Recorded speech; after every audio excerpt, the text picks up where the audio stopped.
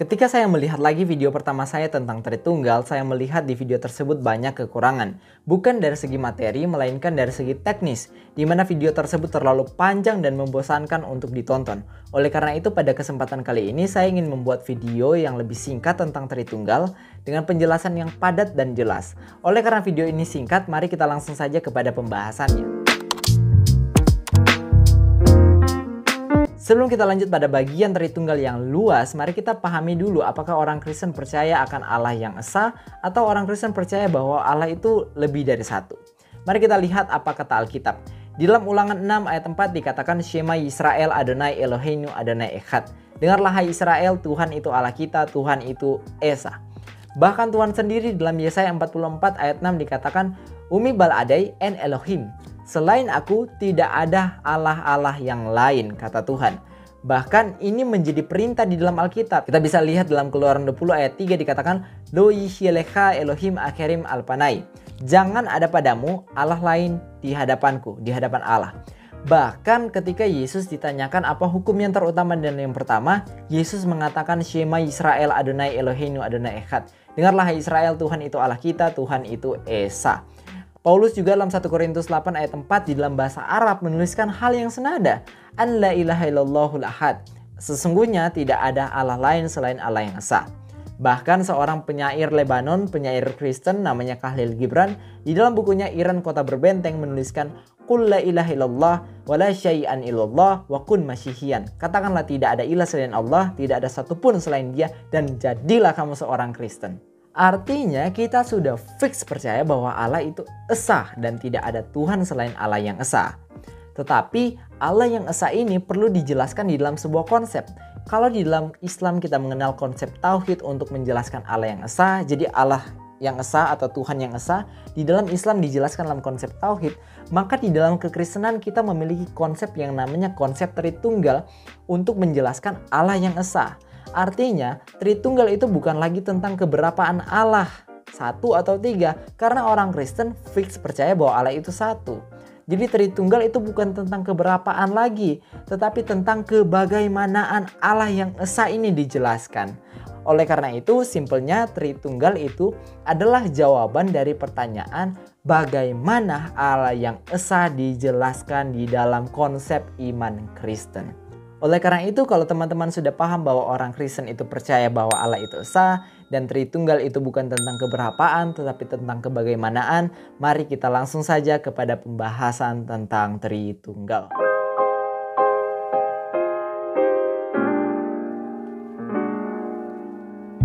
Orang Kristen dari segala abad dan segala penjuru itu percaya akan Tritunggal. Bahwa Allah yang esa, Allah yang satu, Allah yang maha hidup ini memiliki wujud, pikiran, dan roh. Mungkin beberapa dari kita mengatakan, ini mah konsep Paulus, ini mah konsep orang Kristen, ini mah tidak alkitabiah. Mungkin kata kalian begitu. Tetapi di sini saya mau katakan bahwa kalian salah kalau beranggapan seperti itu. Karena konsep Tritunggal itu adalah konsep murni yang berasal dari Alkitab. Memang ya, pada faktanya kata Tritunggal itu tidak tertulis di dalam Alkitab. Tetapi konsep tentang Tritunggal itu ada di dalam Alkitab. Sama halnya dengan kata tauhid yang tidak ada di dalam Al-Quran, atau kata monoteisme yang tidak ada dalam Taurat. Tetapi kan kita tetap percaya akan hal itu.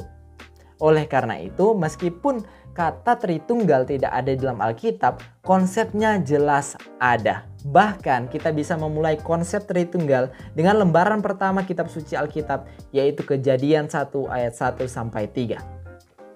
Di dalam Kejadian 1 ayat 1 sampai 3 dikatakan Bereshit bara Elohim et hashamayim ve et haaretz. Pada mulanya Allah menciptakan langit dan bumi. Garis bawahi kata Allah. Ve haaretz wa yeta tohu wa bohu ve khoshek alpeni tehum. Veruak Elohim merakefet alpeni hamaim. Dan roh Allah melayang-layang di atas permukaan air. Garis bawahi kata roh Allah. Vayomer Elohim yehi or wa yehi or. Dan berfirmanlah Allah, jadilah terang, maka terang itu pun jadi. Garis bawahi kata firman Allah. Di sini kita sudah bisa melihat bahwa di dalam Kejadian 1 ayat 1 sampai 3 kita menemukan tiga pribadi, yaitu Allah, roh Allah, dan firman Allah. Itulah konsep yang akan dijelaskan di dalam Tritunggal. Kalau saya ingin mengilustrasikan tentang Allah Tritunggal dalam bahasa yang sederhana, maka saya ingin mengilustrasikannya dengan manusia. Mengapa saya pilih manusia? Karena saya setuju dengan pendapat dari Paus Koptik, yaitu Paus Syenoda III. Beliau mengatakan demikian. Ilustrasi yang paling cocok dan paling mendekati untuk menjelaskan Allah Tritunggal adalah manusia itu sendiri. Karena manusia diciptakan segambar dan serupa dengan Allah. Oleh karena itu, mari kita langsung saja kepada ilustrasinya. Anda melihat saya sekarang sebagai satu manusia yang memiliki wujud. Wujud ini yang bisa Anda lihat, yang bisa diraba, bisa dipegang. Dan di dalam wujud saya terdapat yang namanya pikiran. Pikiran ini yang dimanifestasikan lewat perkataan. Oleh karena itu kita bisa menyebut pikiran saya sebagai firman saya. Dan di dalam wujud saya terdapat juga yang namanya roh. Oleh karena itu saya hidup. Oleh karena roh saya hidup. Jadi saya memiliki wujud, pikiran, dan roh. Namun meskipun saya memiliki wujud, pikiran, dan roh, saya tidak mungkin dikatakan tiga manusia. Karena saya memiliki wujud, pikiran, dan roh. Saya hanyalah satu manusia yang memiliki wujud, pikiran, dan roh. Saya sebagai Enrico tidak akan sempurna tanpa pikiran saya. Saya bukanlah manusia yang sempurna, saya bukanlah entitas manusia yang sempurna kalau saya tidak memiliki pikiran. Saya juga bukan manusia yang sempurna kalau saya tidak memiliki roh. Bahkan saya juga bukan manusia yang sempurna kalau tidak memiliki wujud. Artinya, satu entitas manusia yang sempurna itu harus memiliki wujud, pikiran, dan roh. Itu entitas manusia. Demikian juga Allah Tritunggal dijelaskan. Allah Tritunggal memiliki yang namanya wujud, pikiran, dan roh. Wujud ini yang kita sebut dengan Allah Bapa. Pikiran atau firman ini yang kita sebut dengan Allah Anak atau Yesus Kristus. Dan yang terakhir adalah Roh Kudus atau Roh Allah. Allah yang hidup, Allah yang maha hidup, tidak mungkin sempurna tanpa firman-Nya. Dan Allah yang hidup ini tidak mungkin juga sempurna tanpa rohnya atau tanpa wujudnya. Artinya Allah yang sempurna itu memiliki ketiganya, yaitu wujud, pikiran, dan roh. Namun meskipun kita melihatnya ada wujud, pikiran, dan roh 1, 2, 3, ini bukanlah tiga Allah, melainkan satu Allah. Sama halnya ketika Anda mengatakan Enrico memiliki wujud, pikiran, dan roh. Namun Enrico kan tetap satu, bukan tiga. Ketika Anda melihat saya, Anda melihat satu manusia, bukan tiga manusia. Dan Anda sendiri tidak bisa mengatakan bahwa saya itu adalah tiga karena saya memiliki wujud, pikiran, dan roh. Demikian juga Anda tidak bisa mengatakan bahwa Allah orang Kristen itu ada tiga hanya karena dijelaskan Allah orang Kristen memiliki wujud, pikiran, dan roh. Oleh karena itu, konsep Tritunggal itu adalah konsep yang menjelaskan tentang kebagaimanaan Allah.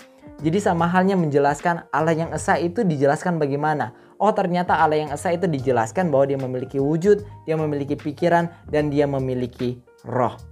Jadi penjelasan Tritunggal saya harap sampai di sini tentang Allah Bapa, Allah Anak, Allah Roh Kudus. Saya akan jelaskan dalam satu-satu video yang spesifik. Insya Allah nanti akan saya buatkan videonya. Terima kasih telah menyimak penjelasan saya. Saya harap ini bisa memberkati dan bisa menjadi pedoman untuk kita berpikir tentang Allah Tritunggal. Terima kasih. Assalamualaikum warahmatullahi wabarakatuh. Shalom alaikum Beshem Yeshua Hamasiah. Salam sejahtera untuk kita semua.